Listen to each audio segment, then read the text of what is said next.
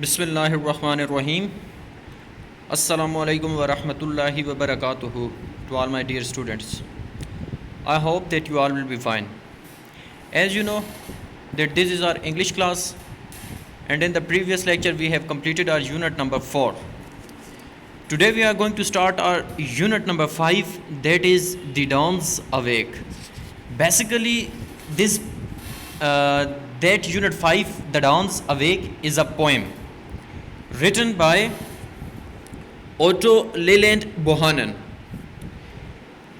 So before starting this poem, let us see what the writer is going to tell us about the poet. And about the poet, Otto Leland Bohannon, poet and composer, was born in around 1895 in Washington DC. बोल रहा है कि ये जो हमारे पास इस नज़म का एक शायर है ऑटो लीलैंड, ये एक शायर भी था और मौसीकार भी था. कंपोज़र मीन्स मौसीकार, ठीक है, जो मौसीकी को तरतीब देते हैं, मौसीकार भी था. ये 1895 में, तकरीबन 1895 के एंड के, यानी कि 94 भी 95 96 में से कुछ भी हो सकता है, सही उसे श्योरिटी नहीं है. तो 1895 में पैदा हुआ, कहाँ पर? इन वाशिंगटन DC, यानी कि अमेरिका.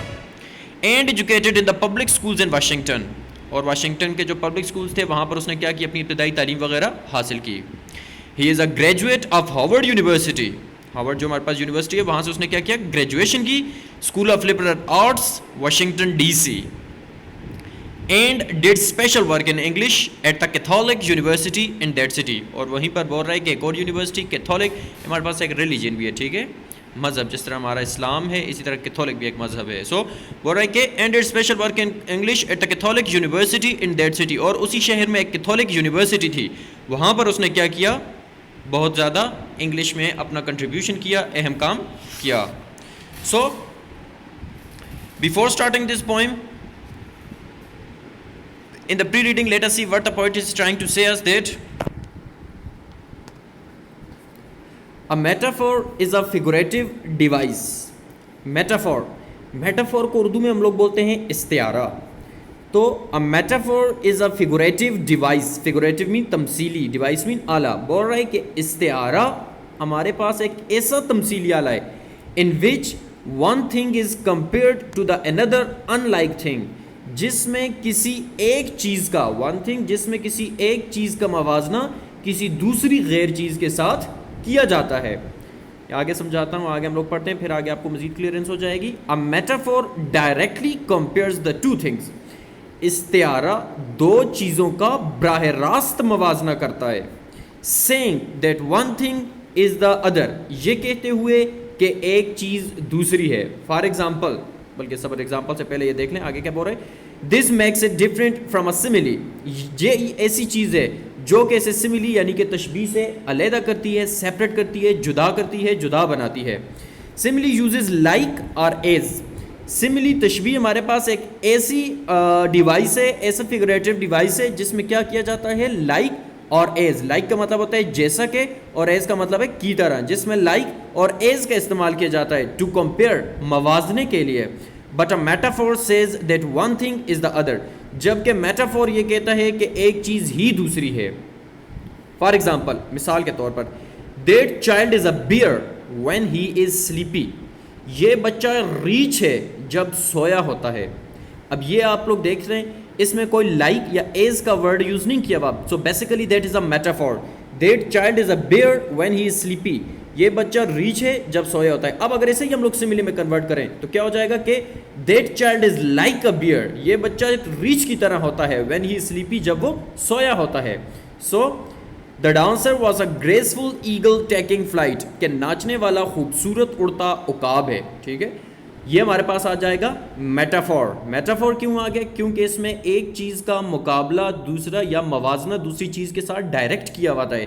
इसमें लाइक या एज का वर्ड यूज़ नहीं किया हुआ है. ठीक है, सो ये हमारे पास हो जाएगा मेटाफोर. अगर इसे हम लोग सिमिली करते तो क्या हो जाता? The dancer was as a graceful, the dancer was like a, ठीक है, the dancer was like a graceful eagle, के नाचने वाला एक खूबसूरत उड़ते हुए उकाब की तरह दिखाई दे रहा था. ठीक है, नाचते हुए. आगे, इस एग्जाम्पल से पहले ऊपर आप लोग सिमिली को देख लें। सिमिली बोलते हैं तशबीह को, और बोल रहा है कि a figure of speech that expresses, कि हमारे पास एक ऐसा ये भी आला है, डिवाइस है, जो कि इजहार करता है अ रिजेम्बलेंस, मुशाबिहत का, between things of different kinds, जिसमें दो मुख्तलिफ किस्म की जो हमारे पास चीज़ें हों उनमें मुशाबिहत को जाहिर करे, उसे हम लोग क्या बोलते हैं? सिमिली बोलते हैं। दिस पाई इज हेवन, ये अर्ज जन्नत है, ठीक है, अर्ज से मुराद जमीन का टुकड़ा, ये अर्ज जन्नत है, so that is also metaphor. You are my sunshine, तुम मेरा चमकता सूरज हो, ठीक है, डायरेक्ट बोल रहा है, so basically that is a metaphor. और अगर इसे हम लोग कर लेते हैं तो you are like my sunshine, इस तरह से हो जाए तो वो हमारे पास क्या हो जाएगा? सिमिली हो जाएगा। The book was an addiction, किताब एक नशा है, I couldn't put it down, मैं इसे नहीं छोड़ सकता, means to say that reading books is a an addiction, के किताबें पढ़ना मेरे लिए क्या है? एक नशा बन गया है। I couldn't put it down, मैं इसे नहीं छोड़ सकता। So basically all of these are metaphor. So main thing which you have to keep in your mind is that in the pre-reading we just have read two things. The first one is the metaphor and second one is the simile. Metaphor is their device in which one thing is compared to the another unlike thing, जिसमें एक चीज़ का मुशाबिहत या मवाजना दूसरी चीज़ के साथ किया जाता है। और फिर साथ में क्या कह रहा है, जो मोस्ट इंपॉर्टेंट बात है जो कि आप लोगों को याद रखनी है, वो ये है कि बोल रहा है कि इसमें लाइक या इसका मतलब लाइक या इसको यूज़ नहीं किया जाता, इसमें बोला जाता है कि फ़लाँ चीज़ वैसी है, ठीक है।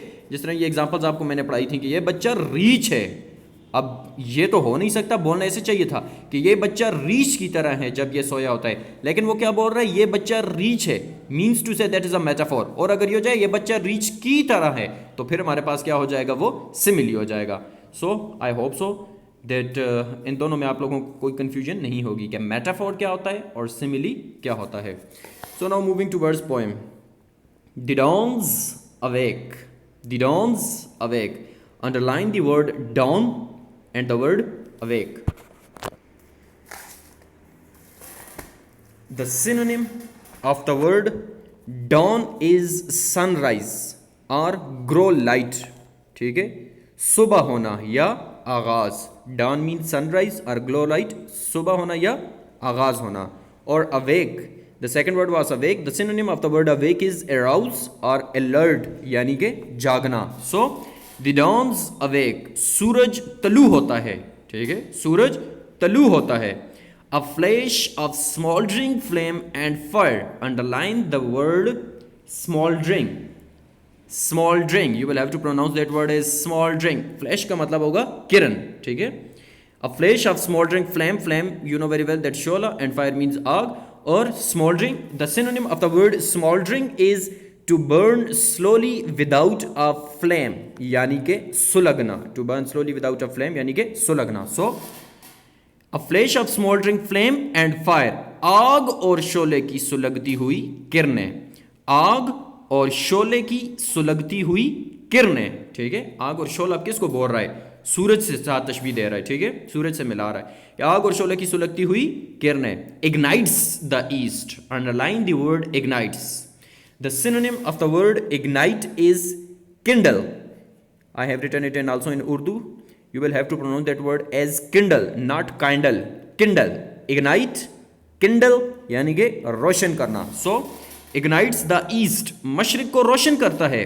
Then higher, higher, तब बुलंद बुलंद। Or all the sky, or that is basically a over, over, over, ठीक है। So, or all the sky so grey forlorn, underline the word forlorn, forlorn. The synonym of the word forlorn is unhappy or sad, unhappy or sad यानी कि उदास। So, और all the sky सारे आसमान में so grey, इतना सुरमई, grey is a color, इतना सुरमई उदास गमगीन। The torch of gold is born, underline the word born. The synonym of the word born is start of an idea or feeling, यानी कि पैदा होना। Another word in pair of words, another meaning of the word born is बर्दाश्त करना, okay, born born is also a बर्दाश्त करना। So start of an idea or feeling, पैदा होना। So what he is saying that the torch of gold is born, सुनहरी रोशनी की चमक पैदा होती है। Once again I am repeating that whole stanza with translation Urdu. The dawns awake, सूरज तलू होता है। The flash of smoldering flame and flame, आग और शोले की सुलगती हुई किरणें, इग्नाइट्स द ईस्ट, मशरिक को रोशन करती हैं, देन हायर हायर, तब बुलंद बुलंद, ओवरऑल तब सारे आसमान में इतना सुरमई और गमगीन, ठीक है, तब बहुत बुलंद सारे आसमान में इतना सुरमई और गमगीन या उदास, the torch of God is born, सुनहरी रोशनी की चमक पैदा होती है. Now we are going to read the paraphrase of that stanza, that what the poet is trying to say. In this stanza, the poet says that it is the time of a sunrise. Means to say कि शायर कह रहा है कि इस stanza में शायर हमें ये कहना चाह रहे हैं कि अब क्या है, सूरज तलू होने का वक्त है. The sun is rising from the east. सूरज मशरिक से तलू हो रहा है. Making the sky look like it is burning with red flame, और ऐसा दिखाई दे रहा है जैसा कि आसमान क्या हो रहा है, सुर्ख शोलों से, सुर्ख आग से जल रहा हो. यानी कि सूरज तलू हो रहा है तो उस आग, जो हमारे पास सूरज है उसको क्या कर रहा है, आग से तशबीह दे रहा है. ठीक है, कि वो जिस वक्त आसमान में नमूदार हो रहा है तो ऐसा लग रहा है जैसे सारे आसमान को क्या होगी, आग वगैरह लग रही है. The sun rises higher and higher until it is only a golden ball of fire. बोल रहा है कि आसमान फिजा में सूरज आसमान में बुलंद से बुलंदी पर होता जा रहा है या बुलंद से बुलंद होता जा रहा है. मीन्स टू से जिस वक्त उस बात कर रहा है कि अभी वो निकल रहा था मशरिक से, ठीक है, हाफ सूरज दिखाई दे रहा है तो ऐसा लग रहा है जैसा कि क्या हो रहा हो, आग या हमारे पास क्या है, शोला जो है वो आसमान को क्या कर रहा है, जला रहा है. और फिर आहिस्ता आहिस्ता बोल रहा है कि सारा जिस वक्त सूरज निकल गया तो वह हमें ऐसा दिखाई दे रहा है, it is only a golden ball of fire, जैसा कि हमारे पास सिर्फ क्या है, आग की एक सुनहरी गेंद है. क्योंकि वो हमारे पास क्या होता है, गोल है, तो इस वजह से ये देखें जिस वक्त हाफ सनराइज हो गया तो उसे बोल रहा है कि आग और शोले की सुलगती हुई किरणें, अब एक दुका किरणें यहाँ पर बाहर निकल रही है. ठीक है, लेकिन जिस वक्त पूरा सूरज निकल गया तो लास्ट में यही बोल रहा है कि वो क्या है, बॉल ऑफ फायर है, गोल्डन बॉल ऑफ फायर है. Now moving towards the second stanza. The dawns awake, again वही बात, सूरज तलू होता है. The dawn of 1,000 dreams and thrills, the dawn of 1,000 dreams and thrills. The synonym of the word thrill is excitement. Thrill, excitement or stimulate, यानी के धड़कन. So, the dawns awake, the dawn of 1,000 dreams and thrills. हजारों ख्वाबों और धड़कनों का उभरना, dawn उभरना, rise, ठीक है. The dawn of 1,000 dreams and thrills, हज़ारों ख्वाबों और धड़कनों का उभरना. And music singing in the hills, hills mean पहाड़ियाँ, सिंगिंग मीन गाना, म्यूजिक मीन मौसीकी, और पहाड़ों में गाए जाने वाली मौसीकी. A paean of eternal spring, ठीक है, a paean of eternal spring, eternal, underline the word paean and eternal.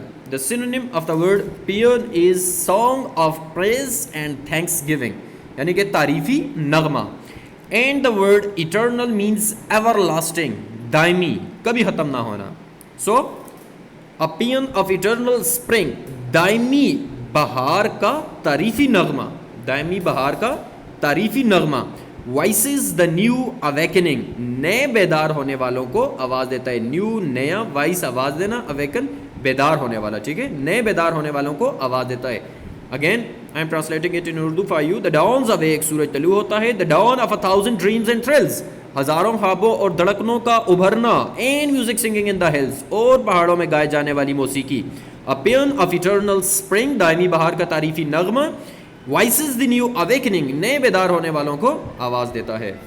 Now moving towards the synonym, paraphrase. In this stanza, the poet says, इस stanza में शायर कहता है that this dawn is not only a natural process, कि ये सूरज का तलू होना सिर्फ एक फितरी अमल नहीं है, बट आल्सो अ डॉन, बल्कि एक ऐसा सूरज का तलू होना है, एक ऐसी सुबह का नमूदार होना है. Awakening of dreams and fears, जिसमें क्या है, नए ख्वाब और डर वगैरह इंसान के क्या होते हैं, वो भी बेदार हो जाते हैं. विद अ न्यू डॉन, एक नए सूरज तलू होने के साथ, एक नई सुबह के साथ, comes new springs of new dreams, नए बहार के नए ख्वाब, एंड न्यू थ्रिल्स, और नए खौफ क्या होते हैं, वो भी पैदा होते हैं, वो भी इंसान के दिल में बेदार होते हैं. सो सिंपल वर्ड में समझाऊं तो ये कह रहा है कि बोल रहा है कि सिर्फ सूरज तुलू होता है तो इससे शायर बोल रहा है कि इससे ये मुराद नहीं है कि सिर्फ नेक्स्ट डे आ जाता है, अगला दिन आ जाता है, नहीं, बल्कि सूरज तुलू होने से मुराद ये है कि जिस वक्त हमारे पास सूरज तुलू होता है तो इंसान के दिल में जो कुछ ख्वाहिशात होती हैं, कुछ डर होते हैं, कुछ खौफ होते हैं, नई सुबह वो भी बेदार हो जाते हैं। सो बेसिकली इस सारे स्टेंजा में शायर हमें यही समझाना चाहता है। Now moving towards the last stanza, the dawns awake, सूरज तलू होता है, whispers of pent up harmonies. Underline the word whisper, pent up and harmonies. Synonym of the word whisper is speak softly, यानी कि सरगोशी करना, pent up withheld रोका हुआ, and harmony unity हम आहंगी या तनासब. So whispers of pent up harmonies, रोकी हुई तनासब या हम आहंगी की सरगोशियाँ. पेंट अप रोकी हुई तनासब या हम आहंगी की सरगोशियाँ. With the mingled fragrance of the trees. Underline the word mingled and fragrance. The synonym of the word mingle is mix, यानी कि आमेजिश करना, मिलना, जोड़ना, इकट्ठा होना. And the word fragrance means a pleasant smell, Khushboo.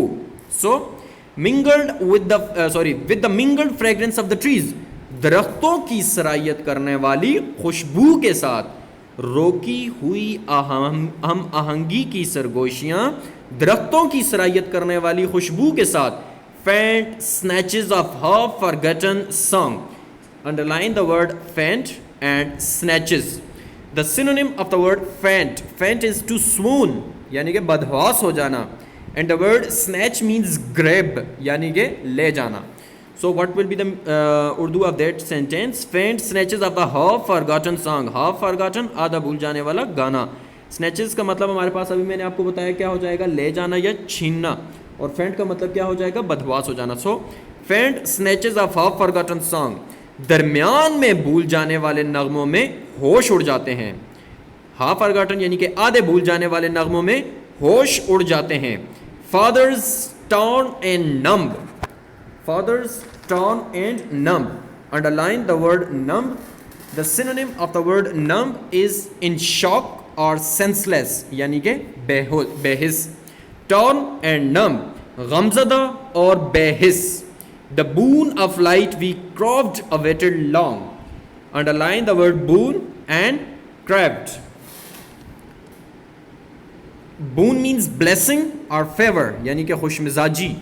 And craved means long for or desire, आरजू करना. So the boon of light, खुश मिजाजी की रोशनी, we craved, जिसकी हमने आरजू की थी, awaited long, और इतना ज़्यादा इंतज़ार किया था. खुश मिजाजी या जिस खुश मिजाजी की हमने आरजू की थी और इतना इंतज़ार किया था, जिस खुश मिजाजी की हमने आरजू की थी और इतना इंतज़ार किया था, हैज़ कम, आ चुकी है. Paraphrase. The dawn has shone the miserable fathers who work day and night. कि सूरज के तलू होने ने दिखा दिया है उन लोगों को जो दिन रात काम करते थे. A new light of hope. उन्हें क्या, एक उम्मीद की नई किरण. अ होप ऑफ फ्रीडम, आज़ादी की एक उम्मीद. From the bondage of slavery, गुलामी की हद से, यानी कि गुलामी का जो दौर था उससे क्या हो गए, उन्हें एक उम्मीद, रोशनी की उम्मीद दिखाई दे दी है कि अब हमें भी क्या हो सकता है, फ्रीडम मिल सकती है, आज़ादी मिल सकती है. It is like a half forgotten song. ये एक आधा गाए जाने वाले गाने की तरह है. दैट इज़ नाउ बीइंग संग विद न्यू हार्मनीज, जिसे अब दोबारा किया जाता है, नई हम आहंगी के साथ गाया जा सकता है. So that's all from the today's chapter. And now your homework is to write these words synonyms. I am focusing on them, and also these paraphrases, these 3 paraphrases. That's the synonyms of the second stanza, paraphrase of the second stanza, synonyms of the third stanza, and synonyms plus paraphrase of the third stanza. You will have to pause that video at that point, and then you will have to write neat and clean words, synonyms, words meanings, and paraphrase of that poem on your rough copies, neat and clean. And if you have any sort of a confusion, you can ask from me below there in comments, or in WhatsApp group, or on my personal number. After doing that homework, capture a picture of your homework and send it to me in a WhatsApp group or on my personal number. Thanks and have a nice day.